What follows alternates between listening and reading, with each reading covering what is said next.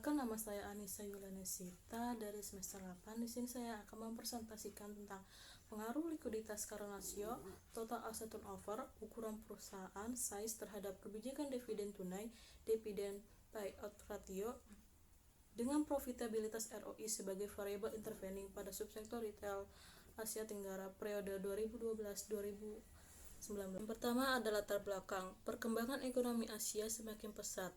Dilihat dari perkembangan dunia, pasar modal merupakan suatu wadah dalam mencari dana bagi perusahaan dan investasi.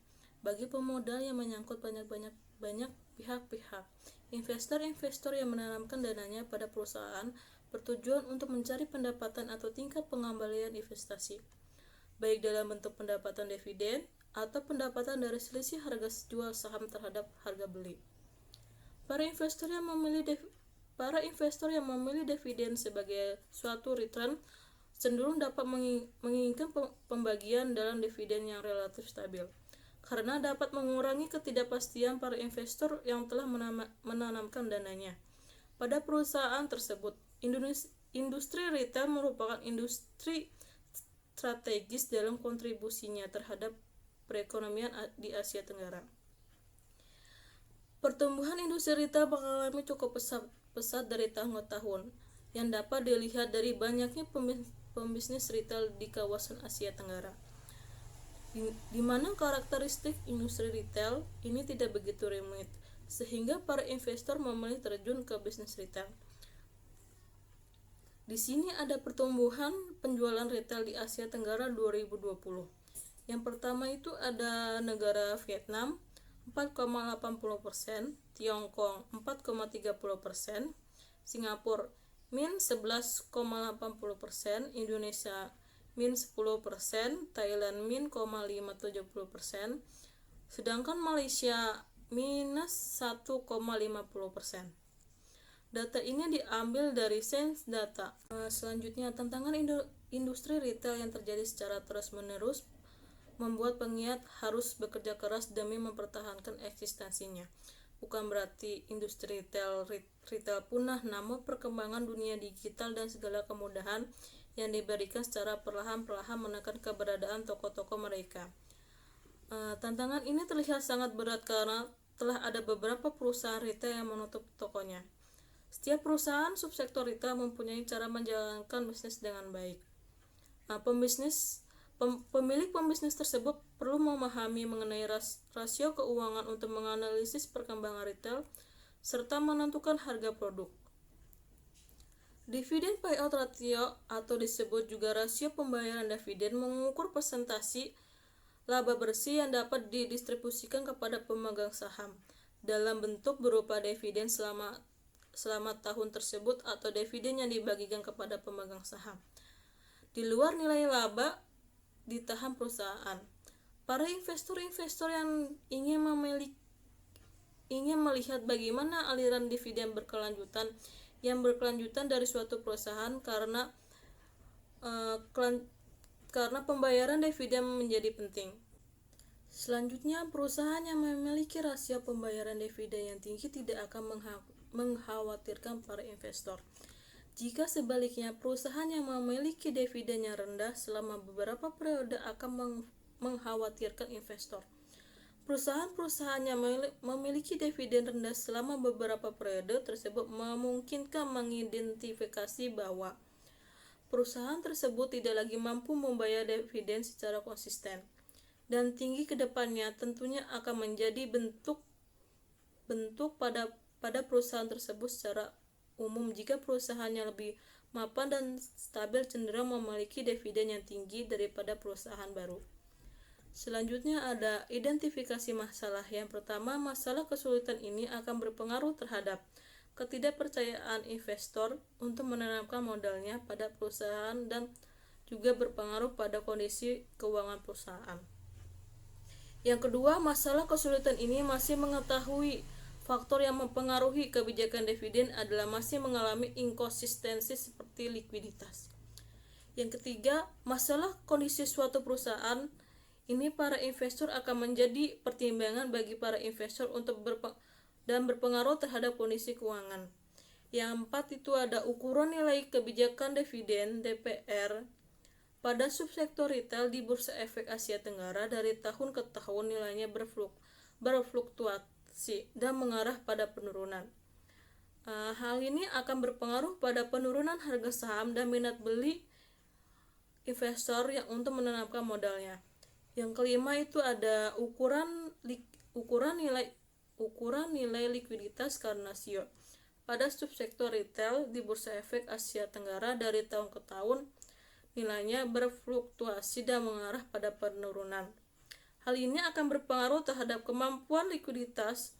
Tidak baik akan berpengaruh dan berhubungan dengan masalah berkelanjutan di masa mendatang. Yang keenam ada ukuran nilai total asset turnover pada subsektor retail di Bursa Efek Asia Tenggara. Dari tahun ke tahun nilainya berfluktuasi dan mengarah pada penurunan. Hal ini akan berpengaruh terhadap penggunaan keseluruhan aset dalam menghasilkan penjualan.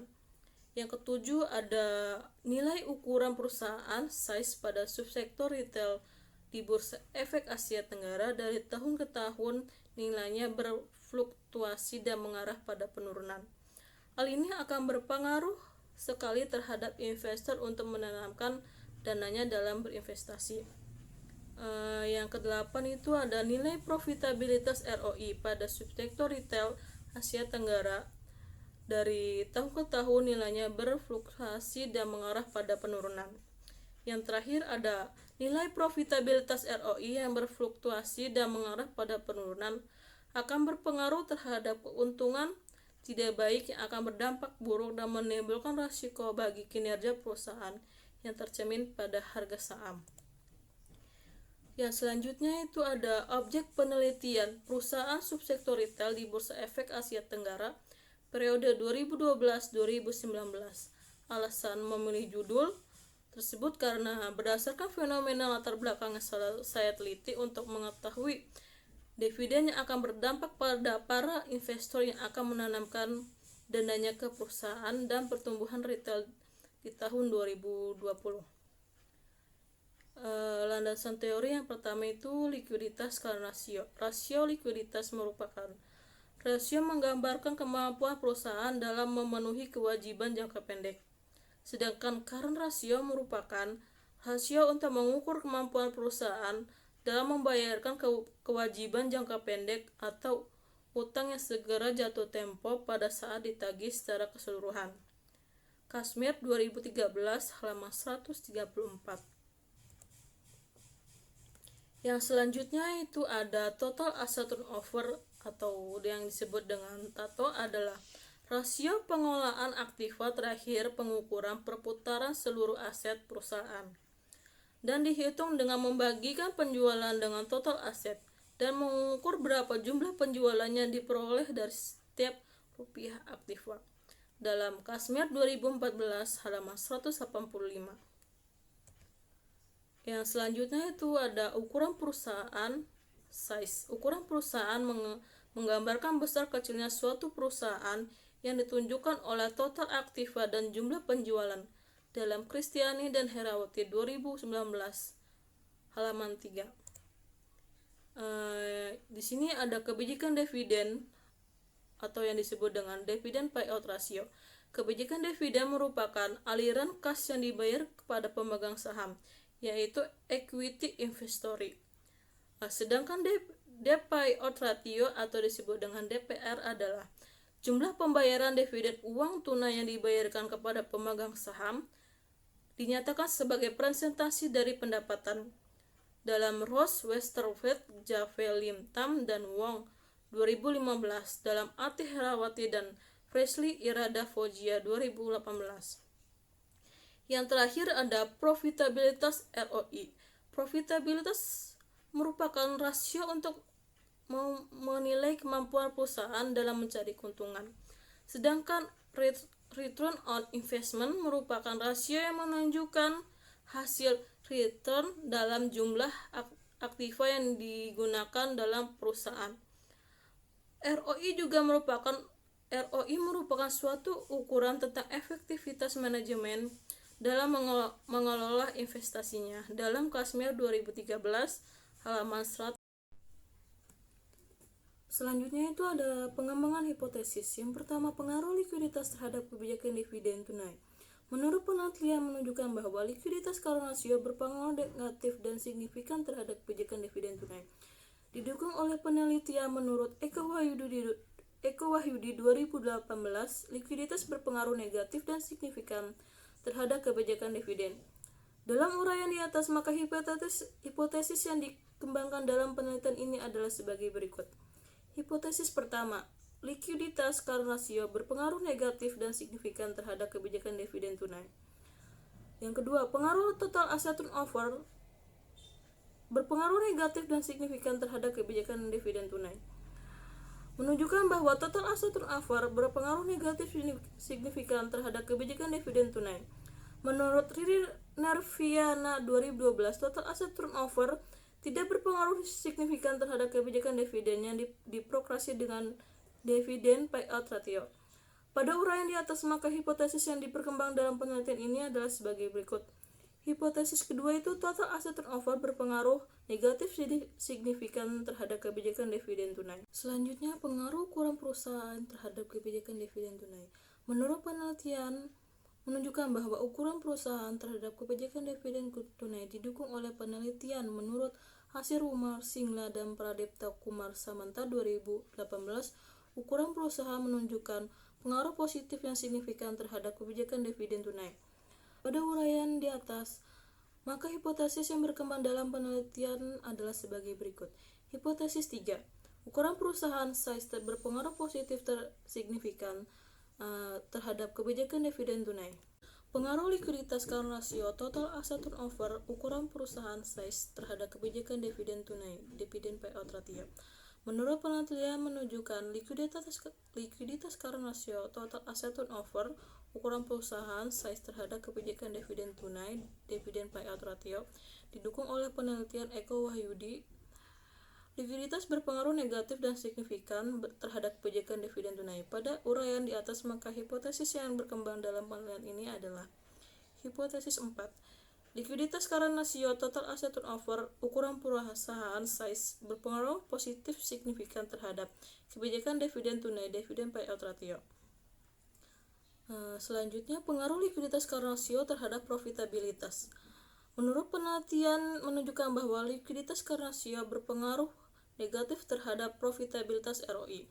Didukung oleh penelitian Dian Masita Dewi 2016, likuiditas tidak berpengaruh terhadap profitabilitas. Pada uraian di atas, maka hipotesis yang berkembang dalam penelitian ini adalah sebagai berikut. Hipotesis 5. Likuiditas current ratio berpengaruh negatif terhadap profitabilitas ROI. Pengaruh total asset turnover terhadap profitabilitas. Menurut penelitian menunjukkan bahwa total asset turnover berpengaruh negatif terhadap kebijakan dividen. Didukung oleh penelitian Mary Ivana Sunjoko dan Erika Jimena Arin 2016. Total asset turnover tidak mempengaruhi profitabilitas. Pada uraian di atas, maka hipotesis yang berkembang dalam penelitian ini adalah total asset turnover atau berpengaruh negatif terhadap kebijakan dividen tunai. Yang selanjutnya, pengaruh ukuran perusahaan size terhadap profitabilitas. Menurut penelitian menunjukkan bahwa ukuran perusahaan berpengaruh positif terhadap profitabilitas. Didukung oleh penelitian Dian Masita Dewi 2016. Ukuran perusahaan tidak berpengaruh terhadap profitabilitas. Selanjutnya itu profitabilitas ROI terhadap kebijakan dividen tunai. Menunjukkan bahwa profitabilitas ROI berpengaruh positif terhadap kebijakan dividen tunai. DPR didukung oleh penelitian Hasan Basri 2017. Menyatakan bahwa profitabilitas dipengaruhi bersamaan terhadap kebijakan dividen dan temuan lainnya profitabilitas berpengaruh positif dan signifikan terhadap kebijakan dividen. Pada uraian di atas, maka hipotesis yang berkembang dalam penelitian ini adalah hipotesis 8. Profitabilitas ROI berpengaruh positif terhadap kebijakan dividen tunai, DPR. Pengaruh likuiditas current ratio, total asset turnover, ukuran perusahaan size terhadap kebijakan dividen tunai, DPR dengan profitabilitas ROI sebagai variabel intervening. Sita Dewi 2016, ukuran perusahaan berpengaruh positif signifikan terhadap profitabilitas dan likuiditas berpengaruh positif signifikan terhadap dividen tunai melalui profitabilitas. Pada uraian di atas, maka hipotesis yang berkembang dalam penelitian ini adalah hipotesis 9. Likuiditas current ratio total asset turnover ukuran perusahaan size berpengaruh positif terhadap kebijakan dividen tunai dengan profitabilitas ROI sebagai variabel intervensi. Metode penelitian. Pendekatan penelitian yang digunakan dalam penelitian ini adalah metode penelitian kuantitatif, disebut sebagai metode positivistik karena berlandasan pada filsafat positivisme. Alasan memilih pendekatan kuantitatif adalah untuk mengetahui hubungan antara likuiditas current ratio total asset turnover, ukuran perusahaan size terhadap kebijakan dividen tunai dengan profitabilitas ROI sebagai variabel intervening. Dalam penelitian ini, likuiditas current ratio total asset turnover, ukuran perusahaan sebagai variabel bebas, kebijakan dividen tunai sebagai variabel terikat, dan profitabilitas ROI sebagai variabel intervening. Ada populasi. Populasi dalam penelitian ini pada subsektor retail yang terdaftar di Bursa Efek Indonesia ada 27, Bursa Efek Malaysia ada 15, Bursa Efek Singapura ada 7, Bursa Efek Filipina ada 8, Bursa Efek Thailand ada 3, dan Vietnam ada 6. Jumlah populasi adalah sebanyak 62 perusahaan. Pengambilan sampel. Dalam menentukan sampel yang digunakan pada penelitian ini adalah dengan menggunakan teknik sampling. Teknik sampling yang digunakan dalam penelitian ini adalah non-probability sampling, dan teknik penentuan sampel yang digunakan dalam sampling purpose non-probability sampling adalah teknik pengambilan sampel yang tidak memberikan peluang atau kesempatan sama bagi setiap unsur atau anggota populasi untuk menjadikan sampel. Teknik pengambilan sampel yang digunakan adalah sampling purpose. Sampling purpose adalah teknik penentuan sampel dengan pertimbangan tertentu. Sugiono 2014 halaman 84-85. Data sampel perusahaan yang diteliti sebanyak 8 perusahaan dengan masa pengamatan data penelitian dari 2012 sampai 2019 adalah selama 8 tahun. Maka didapatkan data penelitian sebanyak 144 data. Analisis data. Yang pertama itu statistik deskriptif adalah statistik yang digunakan untuk menganalisis data dengan metode deskripsikan atau menggambarkan data yang telah terkumpul sebagai adanya tanpa bermaksud untuk membuat kesimpulan yang berlaku pada umum atau regenerasi. Yang kedua ada uji ke asumsi klasik, bertujuan untuk mengetahui dan menguji kelayakan atas model regresi yang digunakan dalam penelitian. Penelitian asumsi klasik dilakukan dengan uji normalistik, uji autokorelasi, heteroskedasitas, dan uji multikolinearitas. Yang regresi linear berganda. Dalam penelitian ini, analisis regresi berganda digunakan untuk mengetahui ada tidaknya pengaruh variabel independen, yaitu mengungkapkan likuiditas current ratio, total asset turnover, ukuran perusahaan size terhadap variabel dependen, yaitu kebijakan dividen tunai. Pengujian hipotesis. Yang pertama, uji koefisien determinasi. Yang kedua, uji signifikansi parameter individual, uji statistik T. Yang ketiga ada uji signifikansi simultan, uji statistik F. Dan yang terakhir ada analisis jalur, path analysis.